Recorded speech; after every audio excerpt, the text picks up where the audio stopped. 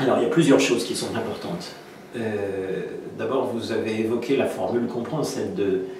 On souhaite adopter de manière cohérente ce triple point de vue du monde du travail, du peuple et de la nation. Alors, ça peut paraître un petit peu grandiloquent. En l'occurrence, de quoi s'agit-il? Il s'agit de partir de ce que vivent les salariés dans leurs entreprises, les retraités, les chômeurs, et qui souvent est le parent pauvre, voire l'oublié des débats publics actuels. Car on l'oublie trop souvent, la vie pour des millions et des millions de salariés, c'est d'abord au travail qu'elle se passe, c'est-à-dire à la fois le travail comme enrichissement, par travail collectif, mais aussi comme aliénation, comme exploitation, et c'est tous ces éléments-là qui ne sont pas nouveaux, mais qui aujourd'hui encore ne sont pas passés de mode, qui restent le quotidien pour des millions et des millions de salariés, que ce soit encore une fois les possibilités qui pourraient exister d'épanouissement, de travail en équipe, mais à l'inverse aussi, les conditions de travail que vivent les uns et les autres, le harcèlement, les difficultés, la crainte évidemment de l'avenir, des licenciements, etc. Donc c'est cette vie au travail qui est l'une de nos préoccupations. Et c'est au sein des collectifs de travail, au sein des entreprises, bien souvent, que les débats essentiels se nouent ou ne se nouent pas. On l'oublie bien souvent, ceux qui font les campagnes électorales pensent qu'en allant sur les marchés, en serrant les mains, ils vont convaincre. En réalité, les vrais débats se nouent entre collègues dans l'expérience quotidienne, dans l'expérience du travail. Et de ce point de vue-là, c'est là que les luttes contre les dominations commencent. En tout cas, elles sont déterminantes. Et c'est là aussi que je pense que le besoin, l'aspiration à plus de démocratie, le fait d'être soi-même acteur de son avenir, collectivement parlant, se noue et se détermine. Et c'est là, à l'inverse, que ce besoin, cette aspiration à la démocratie est le plus frustré, parce que dans l'entreprise, c'est là où on a le moins son mot à dire. Alors, j'ai en effet parlé rappeliez dans votre question, on évoque cette volonté, et c'est central, de faire un journal d'orientation progressiste, j'allais dire radicalement progressiste. Alors il y a encore quelques années, le terme aurait pu paraître presque banal ou vide de sens, tellement, après tout, le progrès était quelque chose de couramment partagé. En réalité, depuis quelques années, on voit bien que la notion même de progrès est remise en cause. Et c'est nouveau. Peut-être depuis les Lumières, je parle en tout cas pour la France et pour les pays voisins, l'idée que la science, la technique étaient dans des conditions sociales et économiques données, ce qui fournissait une des bases possibles pour le développement humain, pour le développement de la société, c'était une idée assez partagée et que peu remettaient en cause. Et aujourd'hui, depuis 2-3 décennies peut-être, il faudrait faire remonter...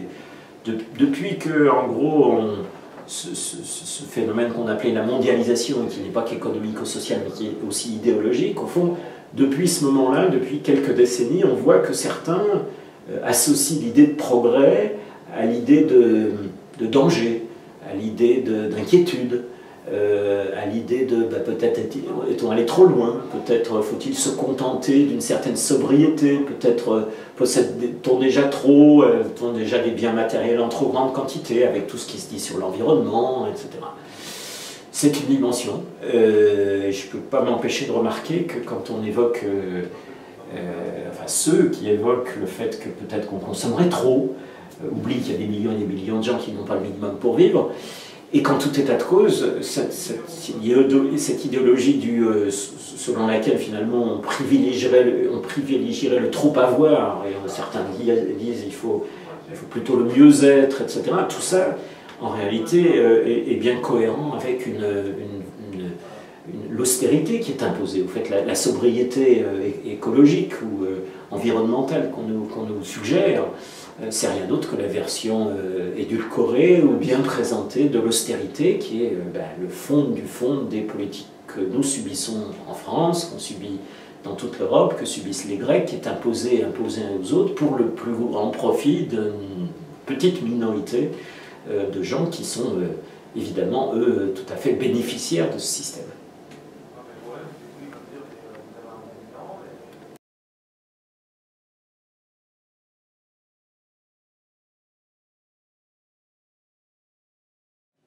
Alors, Rupture et Soumission, c'est en fait le titre de l'éditorial de l'édition de février de Bastille République Nation, qui a été reprise, éditorial dont le texte a été repris dans divers médias, parce qu'en effet, la Grèce est au centre de l'actualité depuis plusieurs années maintenant, pour le pire, pour son peuple.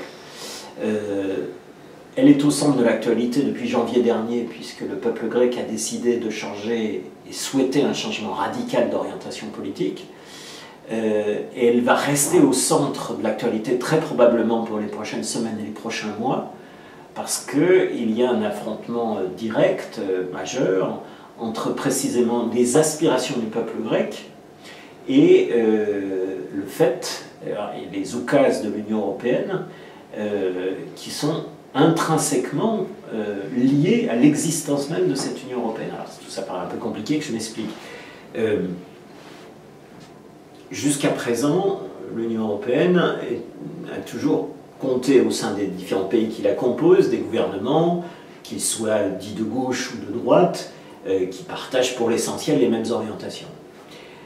Si bien que certains considèrent qu'au fond, c'est pas la faute de l'Union européenne si on a des mauvaises politiques, c'est simplement parce que les gouvernements ont des en réalité, c'est dans les traités. C'est-à-dire, dès lors qu'un gouvernement, je prends le conditionnel, mais ça aurait pu être le cas de la Grèce, souhaiterait faire une politique tout à fait différente d'une politique en faveur des plus riches, en faveur des banques, en faveur évidemment des privilégiés, c'est contradictoire avec les éléments fondateurs de l'intégration européenne. Je rappelle, dès le traité de Rome, en 1958, libre circulation des biens, des services, des capitaux et des marchandises, et de la main-d'œuvre. Donc cette quadruple liberté, et donc en particulier la liberté de circulation des capitaux, qui donne au fond tout pouvoir et toute liberté aux possesseurs de capitaux de placer leurs billes là où ils le souhaitent, et surtout de les retirer quand ils en ont envie, quand ils pensent que c'est plus juteux ailleurs. Donc cette fondation, qui n'est pas la seule de l'Union européenne, parce qu'il y a des raisons géopolitiques, de domination, d'effacement de la démocratie, mais cette fondation de l'Union européenne, elle n'était pas indépendante, mais c'est elle qui détermine la politique des États et pas l'inverse. Même si évidemment les gouvernements des différents pays se sont, au fur et à mesure des dernières décennies, entendus pour traité après traité, solidifier, cristalliser, comme il appelle faire des avancées en termes d'acquis communautaires, pour fonder ça, couler ça dans le béton, en quelque sorte. Mais c'est sa raison d'être à l'Union européenne, c'est sa raison d'être à l'intégration, sa raison d'être, c'est-à-dire de rendre impossible une situation où un peuple souhaiterait changer d'orientation.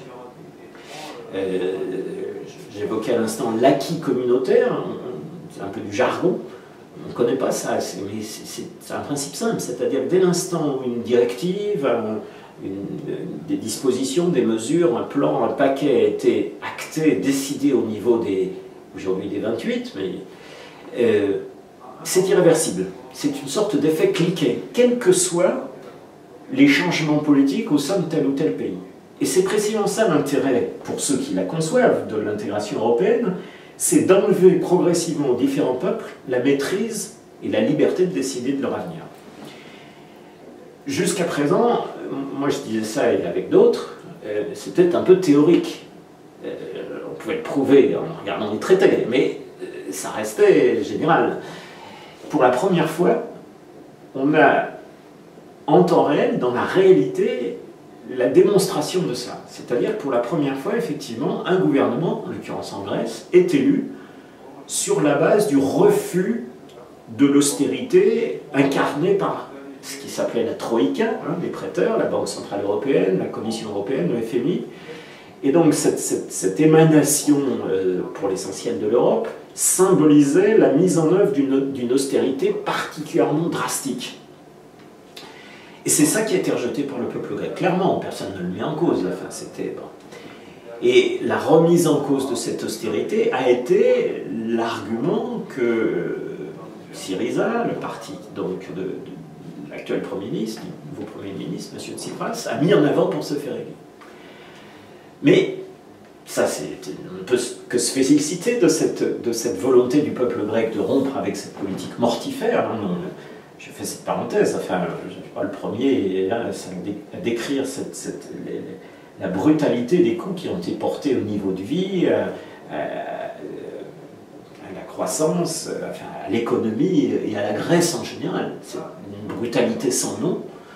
Il y a encore des études, il y a quelques jours, qui ont montré que les écarts, enfin les reculs de revenus salariaux qui ont atteint 20, 30, 40, 50% étaient d'autant plus grands que les personnes étaient pauvres et qu'en réalité les couches les plus favorisées, elles, n'ont pas du tout eu à souffrir de ça. Et donc c'est des coups particulièrement rudes qui ont été portés, particulièrement cruels. Et donc c'est ça qui a été rejeté. Mais dans le même temps où, en tant qu'aspirant au gouvernement, Alexis Tsipras disait qu'il faut en finir avec cette austérité, en même temps il affirmait qu'il souhaitait rester au sein de l'Union européenne et surtout il souhaitait rester au sein de la monnaie unique, de l'euro. Et il y a là une contradiction. On ne peut pas à la fois vouloir rompre avec l'austérité et se soumettre aux cadres européens successifs. Dernière mouture, c'est le pacte budgétaire, hein, le traité sur la stabilité, la convergence, la gouvernance de l'Union européenne, TSCG, donc, qui avait été mis en place à la faveur de la crise, et qui en quelque sorte organise la tutelle sur les pays. Donc on ne peut pas à la fois vouloir rejeter l'austérité et continuer à accepter le cadre et le carcan dans lequel elle se situe. A fortiori, quand les politiques successives ont conduit à ce que la Grèce soit aujourd'hui en très grande difficulté pour faire face aux dettes, aux engagements qui avaient été pris par les gouvernements précédents, sur lesquels il y aurait beaucoup à dire. Donc aujourd'hui, dans les jours et les semaines qui viennent, personne ne sait exactement comment ça va se dénouer, comment la Grèce va pouvoir faire face, et si elle va vouloir, si son gouvernement va continuer à vouloir honorer ses engagements financiers, alors même que pour une large part, il s'agit de dettes illégitimes. En tout cas, ce qui est sûr, c'est que tant qu'elle reste au sein de l'Union européenne et au sein de l'euro, elle devra satisfaire ses obligations qui sont incompatibles avec les intérêts du peuple grec.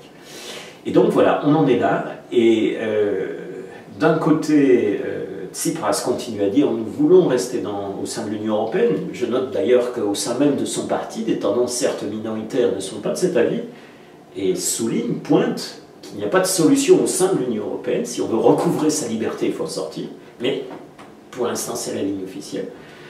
Et donc ces contraintes c'est ça qui va se jouer. Donc de deux choses l'une, ou comme aujourd'hui, parce que malheureusement depuis quelques semaines, le gouvernement grec a accepté de faire concession sur concession, même s'il a obtenu des contreparties purement cosmétiques, enfin purement rhétoriques. On a débaptisé la Troïka, mais il s'est engagé à ne pas remettre en cause les réformes déjà engagées, et notamment les privatisations. Il s'est engagé à ne faire aucune réforme sans l'aval préalable des institutions européennes, et donc de l'ancienne Troïka. Il s'est engagé à ne rien faire qui mette en cause, entre guillemets, l'équilibre des finances grecques. Donc tout ça, il s'est en quelque sorte lié les mains. Et d'un autre côté, il y a la pression du peuple qui attend que les promesses soient tenues et qu'on en finisse avec cette austérité. Et d'ici quelques jours, si ça se trouve, on verra. Je ne veux pas faire de prédiction ici, mais il se dit que le gouvernement devrait finir par accepter un recul de l'âge de la retraite, bref, de poursuivre les réformes qui étaient celles qui avaient été engagées sous la pression de Bruxelles par les gouvernements. L'exemple grec, en réalité, est d'abord, notre journal, c'est d'abord un journal, donc je le disais, c'est d'abord et avant tout donner de l'information. Mais c'est aussi, de ce fait, en donnant de l'information, donner la possibilité à tous nos lecteurs de se faire une opinion, voire de s'engager eux-mêmes, individuellement, collectivement, pour une transformation de la société en France, et pour une libération de notre société, mais ça vaut aussi pour nos pays voisins et amis, évidemment, pour que chaque pays recouvre sa liberté. Et le rôle d'un journal est spécifique. Un journal n'est pas un parti politique, un journal n'est pas un mouvement, chacun son rôle, c'est très bien qu'il y en ait, mais un journal donne d'abord des moyens de réfléchir et d'agir. Et c'est un projet, et en ça, l'exemple de la Grèce, évidemment, est parlant, mais ce n'est pas le seul. les coups qui ont été portés au peuple grec, ça peut être la préfiguration de ce qui peut arriver demain à d'autres pays, à l'Italie, à l'Espagne, à la France. Et donc cette possibilité pour les citoyens de s'informer à rebours de l'idéologie dominante, je crois que c'est ça qui fait notre ambition éditoriale. Et c'est en ça qu'on lance vraiment un appel en quelque sorte. Encore une fois, on veut créer un événement, mais pas pour le plaisir.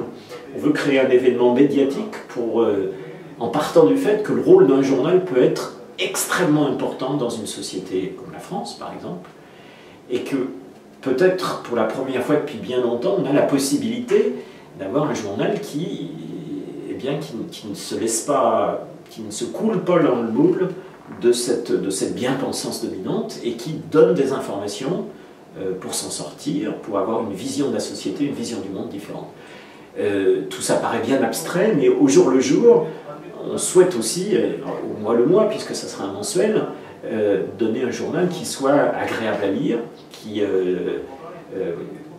donne un point de vue, qui donne à travers des reportages, à travers des éclairages, donne à voir, donne à comprendre des choses qu'on n'a pas l'occasion que les lecteurs, beaucoup attendent, je crois, et n'ont pas l'occasion, et encore une fois, tout particulièrement ceux qui sont en colère. Donc voilà, je confirme notre appel.